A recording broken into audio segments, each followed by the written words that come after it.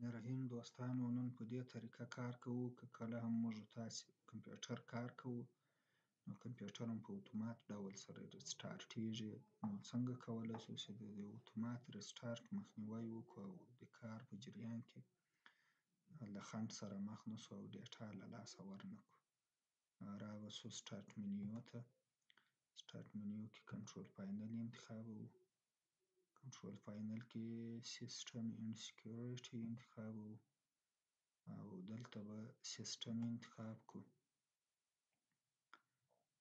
سیسټم ته چې راسو دوستانو زما وینډوز چې ده اپډیټ شوی وینډوز 10 ده او هغه وینډوزونه چې نه یې اپډیټ شوي او زاړه ورژنونه یې هغه بیا په دغه طرف ته اډوانس سیټینګ راوړي معلوموي یې.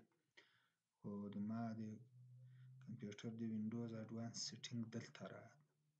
نو په اډوانس سیټینګ کلیک کوو. په اډوانس سیټینګ کې راځو سټارټ اپ اینډ ریکوري سیټینګ ته په دې به کلیک وکړو. دلته به همدغه اتوماتیکلی ریسټارټ له انتخابه وباسو. اوکې به یې کړو.